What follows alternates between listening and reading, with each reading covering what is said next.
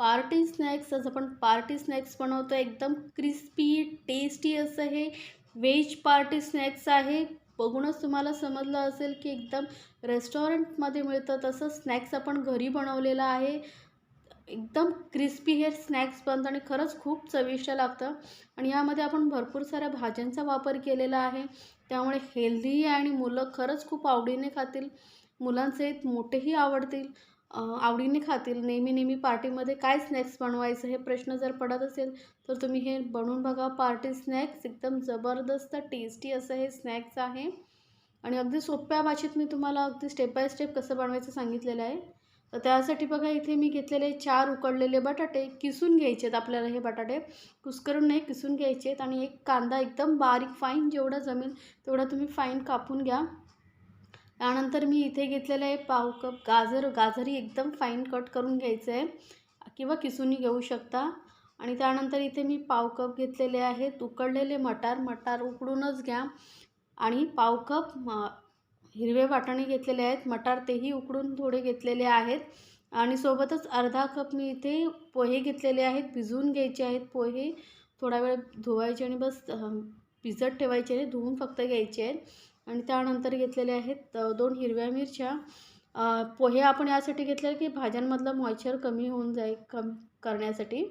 त्यानंतर इथे 1 इंच आलं मी एकदम बारीक किसून घेतलेलं आहे किंवा तुम्ही कापूनही घालू शकता. आणि थोडीशी कोथिंबीर घालते, बारीक चिरून एकदम बारीक कट करून घालायची आहे. आणि इथे अर्धा चमचा मी घेतलेला आहे आमचूर पावडर आणि अर्धा चमचा भाजलेल्या जिऱ्याची पावडर घ्यायची आहे. आणि सोबतच अर्धा चमचा चिली फ्लेक्स घेतलेले आहेत. जर तुम्ही मुलांसाठी करत असाल तर हिरवी मिरची नाही घातली तरी चालेल, लाल मिरची पावडर घालू शकता त्याऐवजी. काळी मिरी पावडर अर्धा चमचा, गरम मसाला अर्धा चमचा घालायचा आहे. आणि घालायचं आहे चवीनुसार मीठ. आणि यामध्ये बाइंडिंगसाठी आपण घालतो आहे कॉर्नफ्लोअर 2 चमचे आणि 2 चमचे मी इथे मैदा घालते आहे. पोहे आपण भाज्यांचं मॉइश्चर सोक करण्यासाठी घातलेलं आहे आणि कॉर्नफ्लोअर आणि मैदा आपण इथे बाइंडिंगसाठी घालतो आहे.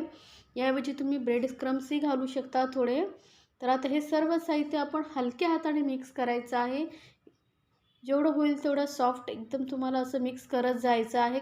आणि यामध्ये बटाटा वगैरे घातलेला आहे, त्यामुळे जास्त आपल्याला कॉर्नफ्लोअर वगैरे घालायचं नाही आहे. जर तुम्हाला असं थोडं ओलसर वाटलं तर तुम्ही 1-1 चमचा अजून कॉर्नफ्लोअर आणि मैदा वाढवू शकता. आता हे बघा, हे मस्त असं बाइंडिंग झालेलं आहे. ओलसरपणा अजिबात नाही, त्यामुळे मला अजून मैदा घालायची गरज नाही आहे. तर दोन्ही हातांना तेल लावून घेतलेलं आहे आणि याला आपण शेप देणार आहोत. तर आता मी इथे असं सिलेंडर शेपसारखं शेप देते आहे. तुम्ही पाहिजे तर गोलही देऊ शकता, तुम्हाला जसं आवडेल तसं शेप देऊ शकता, हार्ड शेपही देऊ शकता. पण इथे मी सिलेंडर साईजचं असं शेप देते आहे. एकदम मस्त असे हे स्नॅक्स आपण बनवू शकतो. बघा, इझिली शेप होतं, अजिबात हाताला वगैरे चिटकत नाही, कारण ओलसरपणा अजिबात नाही आहे. तर आपण हे शेपचे आपण सर्व स्नॅक्स असे बनवून घेऊया. मी दाखवलेल्या रेसिपी जर तुम्हाला आवडत असेल तर चॅनलला लाईक्स, कमेंट्स आणि सबस्क्राईब करायला विसरू नका. सोबतच बेल आयकॉनवरती क्लिक करा, म्हणजे माझ्या नवीन रेसिपीची नोटिफिकेशन लगेचच तुमच्यापर्यंत पोहोचेल. तर हे बघा, या पद्धतीने मी सर्व स्नॅक्सना असं मस्त शेप देऊन घेतलेला आहे. तर आता आपण यासाठी लागणारी पेस्ट बनवून घेणार आहोत. तर त्यासाठी परत एका बाउलमध्ये मी 2 चमचे कॉर्नफ्लोअरनी 2 चमचे मैदा घेते आहे. याची आपल्याला एकदम फाईन पावडर बनवून घ्यायची आहे. तर हे 2 चमचे मी मैदा घालते आता. आणि थोडंसं यामध्ये घालूया मीठ, अगदी थोडंसं 1 पिंच एवढं मी मीठ घालते आहे या पेस्ट पुरतं. आणि याच्यामध्ये थोडंसं पाणी घालून थोडंसं पाणी घालून थोडी दाटसर अशी पेस्ट बनवायची, एकदम पातळ नाही, थोडी दाटसर पेस्ट बनवायची आपल्याला. थोडी मस्त अशी पेस्ट, एकदम स्मूथ अशी पेस्ट बनवून घ्यायची. थोडा वेळ व्यवस्थित मिक्स करत राहिला की स्मूथ अशी पेस्ट होते. तर ही आपली पेस्ट तयार झालेली आहे. सोबतच आता मी इथे घेतलेले आहेत ब्रेड क्रम्स. तर हे मी ब्रेड क्रम्स घेतलेले आहेत. मार्केटमध्ये बेकरीवरती वगैरे इझिली मिळतील तुम्हाला ब्रेड क्रम्स, की याऐवजी तुम्ही ब्रेडही मिक्सरमध्ये बारीक करून घेऊ शकता. तर आता एक आपलं स्नॅक्स घेऊन असं मस्तपैकी या पेस्टमध्ये डीप करायचं आहे आणि एक्स्ट्राचं जे पेस्ट आहे ती काढून घ्यायची आहे. आणि लगेचच याला आपण ब्रेड क्रम्समध्ये कोट करून घ्यायचं आहे पूर्ण. हलक्या हाताने वरून असं बघा असं पसरवत हळूहळू रोल करत आपण हे ब्रेड क्रम्स आहेत ते पूर्ण ब्रेड रोलला स्नॅक्सला लावून घ्यायचे आहेत. व्यवस्थित रोल पूर्ण फिरून फिरून ब्रेड क्रम्सने कट करून घ्यायचं, कवर करून घ्यायचं आहे. आणि थोडंसं हाताने असं तुम्ही गोल गोल फिरवलात की ते लगेचच चिपकतात, अजिबात फ्राय करताना वगैरे निघत नाही. तर मस्त असं बघा मी 2 हाताने व्यवस्थित थोडंसं हलकंसं गोल गोल फिरून घेतलेलं आहे. तर आपलं हे स्नॅक्स तयार झालेलं आहे फ्राय करण्यासाठी. तर मी तुम्हाला अजून एक दाखवते. व्यवस्थित पेस्ट सर्व बाजूने लागली पाहिजे, म्हणजे ब्रेड क्रम्स ही व्यवस्थित लागतील. आणि एक्स्ट्राचं जे बॅटर आहे पेस्ट आहे ती काढून घ्यायची आहे प्रत्येक वेळी. नाहीतर काय होईल माहिती आहे, ब्रेड क्रम्स आपले लवकर खराब होतील, ओलसर होतील आणि मग ते चिपकणार नाही व्यवस्थित.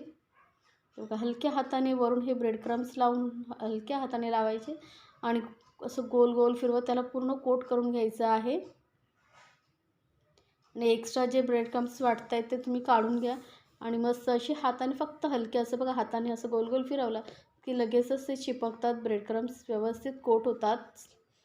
तर हे तयार झालेलं आहे आपले स्नॅक्स. या पद्धतीने मी सर्व स्नॅक्स बनवून घेते.